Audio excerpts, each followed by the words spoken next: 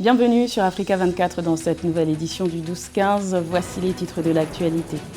Le Maroc reçoit le soutien de Madagascar pour son plan d'autonomie pour le Sahara occidental.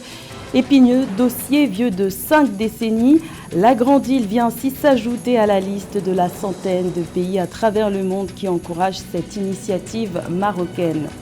Le Sénégal est sur la bonne voie pour la réalisation de son projet de mix énergétique sur un objectif de 40% à l'horizon 2030. Le pays de la Teranga a déjà atteint les 30%. L'accent est mis sur les énergies renouvelables. Et à 3 ans de la Coupe d'Afrique des Nations de football 2027, la Tanzanie, qui co-organisera l'événement avec le Kenya et l'Ouganda, mise sur le développement du sport. Une enveloppe de plus de 285 milliards de dollars a été mobilisée. Ces fonds serviront notamment à la construction d'infrastructures sportives. Madagascar se positionne dans le dossier qui oppose le Maroc au Front Polisario depuis 50 ans. À l'instar d'une centaine d'autres pays à travers le monde, la Grande Île a décidé d'apporter son soutien au plan d'autonomie du Maroc pour le Sahara occidental. Une solution réaliste et fiable, selon la chef de la diplomatie malgache, qui était à Rabat le 14 juin. Les précisions de Jeanne Chema. Les actions menées par le gouvernement marocain pour régler le différend autour du Sahara occidental représentent des efforts sérieux et crédibles. Ainsi a résumé le 14 juin la ministre des Affaires étrangères de la République de Madagascar, Rassata Rafara-Vavitafika, dans un communiqué conjoint publié à l'issue d'une audience à Rabat avec le chef de la diplomatie marocaine, Nasser Bourita. Les deux parties ont également signé 2 accords, dont un sur l'exemption de visa pour les détenteurs des passeports diplomatiques et de services des 2 pays, et un accord dans le domaine de la santé. Madagascar occupe une place particulière pour le Maroc. La visite du roi du Maroc à Madagascar en 2016 est un aspect important dans les relations bilatérales entre les 2 pays. Nous célébrons aujourd'hui 130 ans de relations bilatérales. Par ce soutien à l'initiative marocaine d'autonomie pour le Sahara, Madagascar s'ajoute à la liste des plus de 110 pays à travers le monde qui sont favorables à la politique du Maroc pour régler définitivement le différend avec le Front Polisario sur ce territoire. Pour rappel, le mouvement indépendantiste revendique l'indépendance du Sahara occidental, tandis que le Maroc propose une autonomie sous sa souveraineté. Madagascar a réaffirmé son soutien aux efforts qui ont été déployés par l'Organisation des Nations Unies pour parvenir à une solution juste, durable et mutuellement acceptable sur le cas du différend sur le Sahara. Et nous sommes également dans l'esprit. Le 14 juin 2024, aux Nations Unies, lors des assises du Comité spécial des 24, comité spécial chargé de la déclaration sur l'octroi de l'indépendance aux pays et aux peuples coloniaux, le Burkina Faso a réaffirmé également son soutien à l'initiative marocaine, la présentant comme la meilleure offre pour régler le différend autour du Sahara en vertu du droit international et des résolutions du Conseil de sécurité des Nations Unies sur la question. Le coup d'envoi de la campagne électorale a été donné ce 14 juin en Mauritanie en vue de l'élection présidentielle prévue le 29 de ce même mois. 7 candidats sont en lice, dont le président sortant Mohamed Ould El Razouani qui brigue un second mandat. Le chef de l'État sortant était en meeting ce vendredi. Une réunion publique au cours de laquelle il a fièrement défendu son bilan tout en promettant de faire davantage pour la jeunesse en cas de réélection. Plus de détails avec Marie-Roger Kouaou.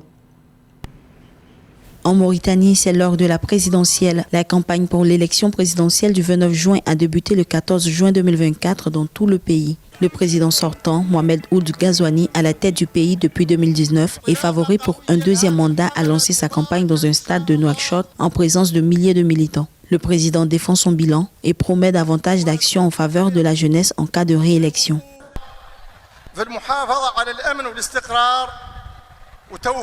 Nous avons pu assurer la sécurité et la stabilité et créer une atmosphère de calme et d'harmonie que nous jugeons indispensable pour renforcer notre unité nationale, notre cohésion sociale et consolider notre système démocratique. Mohamed El Ghazouani, 67 ans, a face à lui 6 autres candidats dont Mamadou Bokar, Biram Da Habid, Mohamed Lemine El Moutarji, Soumari Atouman, Amadi Sidi El Mokhtar et Hid Mohameden Mbarek qui appellent à un changement dans le pays.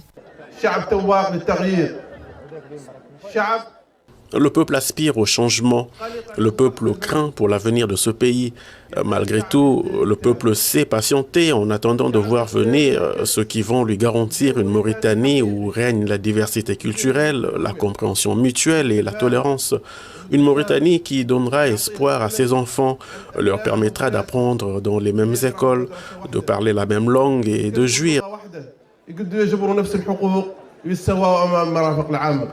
À noter que la présidentielle du 29 juin prochain sera la 8e du genre organisée en Mauritanie depuis l'instauration du multipartisme en 1991 sous le régime de Maouya Ould Sidi Ahmed Taya. Le Sénégal parie sur une transition énergétique juste grâce à la mise en œuvre de partenariats. C'est dans ce contexte que s'est tenu le 13 juin un atelier de présentation du document d'orientation stratégique du Sénégal, présidé par le ministre de l'Énergie, Birame Souleye Diop. Lors de cette rencontre, il a été rappelé que sur un objectif de 40% de mix énergétique à l'horizon 2030, le Sénégal a atteint les 30%. Les explications de Philomène Tine. Le Sénégal a déjà atteint les 30% de mix énergétique sur un objectif de 40% à l'horizon 2030, selon le ministère de l'Énergie, du Pétrole et des Mines. Ceci grâce au partenariat pour une transition énergétique juste, conclu le 22 juin 2023 avec un groupe de partenaires européens financé à hauteur de 2,5 milliards d'euros. Ce partenariat a pour objectif de porter à 40% la part des énergies renouvelables dans le mix énergétique à l'horizon 2030. Nous savons que aussi bien la Banque mondiale que le FMI sont en train de développer un projet qui puisse permettre, d'ici à ce délai butoir de 2030, à 300 millions de personnes d'avoir accès à l'énergie. Donc il est bon de se positionner sur le registre, d'avoir l'accompagnement technique, l'accompagnement financier. Pour une transition énergétique juste, le gouvernement du Sénégal se base sur 10 programmes. Il s'agit entre autres de garantir l'accès de toutes les populations aux énergies durables à moindre coût, d'augmenter la part des énergies renouvelables, d'accélérer la diffusion de combustibles domestiques modernes, de contribuer au développement d'une industrie nationale verte, de garantir un accès durable et universel à l'électrification. Ça représente une occasion assez énorme pour transformer, pour révolutionner le secteur énergétique au Sénégal en le rendant moins émettrice et en même temps en améliorant l'électricité qui est fournie à toutes les Sénégalais. Avec ses énormes potentialités en énergie renouvelable, le Sénégal mise sur la promotion d'une énergie productive et souhaite mettre l'accent sur le renouvelable. Alors que la capacité électrique du Sénégal est passée de 1787 MW en 2023, ces énergies telles que le solaire, l'éolienne, la biomasse, la marée motrice devraient permettre au gouvernement du pays ouest africain de réaliser son plan d'accès universel à l'électricité en 2025. C'est une initiative qui se présente comme une étape cruciale dans le développement du commerce régional dans la Corne de l'Afrique.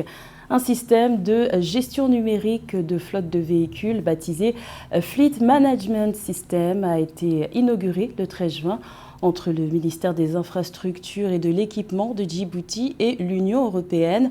Objectif affiché, améliorer l'efficacité du transport de marchandises entre Djibouti et l'Éthiopie. Marie-Raphaël Antolo nous en dit plus. Le ministère djiboutien des Infrastructures et de l'Équipement, en collaboration avec la Djibouti Port Corridor Road et l'Union européenne, a inauguré le jeudi 13 juin un système numérique de gestion de flotte de véhicules baptisé Fleet Management System. Cette initiative vise à améliorer l'efficacité du transport de marchandises entre Djibouti et l'Éthiopie et constitue une étape importante pour le commerce régional. Cette infrastructure devrait donc davantage stimuler le commerce entre les deux États. De lancer aujourd'hui le système de suivi des camions grâce à la technologie d'identification par radiofréquence. Ce système va permettre de suivre instantanément tout le mouvement des camions sur les routes corridors. D'après le ministre djiboutien des infrastructures, le lancement de ce nouveau système s'inscrit dans le cadre d'un partenariat stratégique entre l'Union européenne et la République de Djibouti, visant à soutenir le pays dans la mise en œuvre du projet de corridor de transport Éthiopie-Djibouti. Ce nouveau système devrait également permettre à toutes les parties prenantes de la logistique d'avoir une visibilité sur les mouvements des camions, ce qui permettra d'optimiser les opérations logistiques et de réduire les temps d'attente dans les ports. Ce système est une révolution dans la mesure où elle va permettre à toutes les parties prenantes du secteur de la logistique d'avoir une visibilité sur le mouvement des camions. Par exemple, le propriétaire de marchandises ou des camions pourront suivre les itinéraires de leurs camions tout le long de nos corridors routiers. En 2023, Djibouti a enregistré une reprise économique vigoureuse avec une croissance du PIB de 6,7% stimulée par une activité portuaire accrue, notamment dans le trafic de conteneurs. La Tanzanie se prépare à recevoir la Coupe d'Afrique des Nations de football 2027 qu'elle co-organisera avec le Kenya et l'Ouganda. C'est dans ce contexte que le ministère tanzanien des Sports a annoncé la mise à disposition d'une enveloppe de plus de 285 milliards de dollars. Ces fonds serviront principalement à la construction de stades, un sujet de Joël Ballot. Hôte de la Coupe d'Afrique des Nations de football 2027, aux côtés du Kenya et de l'Ouganda, la Tanzanie, dans son budget annuel 2024-2025, a décidé d'allouer 285,3 milliards de dollars au secteur de la culture, des arts et des sports. Cette enveloppe en hausse de 250 milliards de dollars vient mettre l'accent sur la construction des stades, la rénovation et l'amélioration des installations sportives en prélude à la Coupe d'Afrique des Nations 2027. La préparation des équipes nécessite la disponibilité des stades au nord. Le gouvernement est prêt à construire de nouveaux stades et à réhabiliter certains stades existants. Concernant la qualité des terrains, le gouvernement a déjà promulgué une loi qui prévoit des exonérations fiscales pour l'importation du gazon et de ses équipements. Pour la CAF, le choix de la Tanzanie comme l'un des organisateurs de la CAN de football 2027 s'aligne sur la vision des autorités locales visant à développer le sport en Afrique de l'Est, élever les infrastructures sportives aux normes internationales, offrir aux athlètes des environnements d'entraînement et de compétition optimaux. Nous ne voulons pas que la Coupe d'Afrique des Nations se tienne seulement dans une zone. Nous voulons adopter une stratégie de rotation pour contribuer au développement et à la croissance du football dans les différentes zones. Je pense que l'un des points forts concernant le trio Ouganda, Tanzanie et Kenya, c'est que la Coupe d'Afrique des Nations, pendant des années, ne s'est pas tenue dans cette région. Et aussi la passion démontrée par les chefs d'État et de gouvernement de ces pays ainsi que la délégation, j'ai eu le sentiment que c'était l'une des raisons. Et je peux en dire autant pour toutes les nations qui se sont exprimées. En définitive, des investissements importants sont en cours sur l'ensemble du territoire national, que ce soit au niveau du complexe sportif d'Arusha, de Dodoma et de Dar es Salaam, ce qui souligne l'engagement de la Tanzanie à nourrir les jeunes talents et à favoriser une culture d'excellence sportive à partir du niveau local. Dans le reste de l'actualité, il devient le 3e homme le plus rapide de l'histoire du 800 mètres. Le jeune athlète kényan de 19 ans, Emmanuel Wanyonyi, a remporté la course sur cette distance le 15 juin en 1 minute et 41 secondes lors des essais olympiques d'athlétisme. Le médaillé d'argent des championnats du monde 2023 a ainsi obtenu son ticket pour les Jeux olympiques de Paris qui débuteront le 26 juillet prochain en France. C'était le journal de la rédaction. Merci de l'avoir suivi. L'information continue sur Africa 24.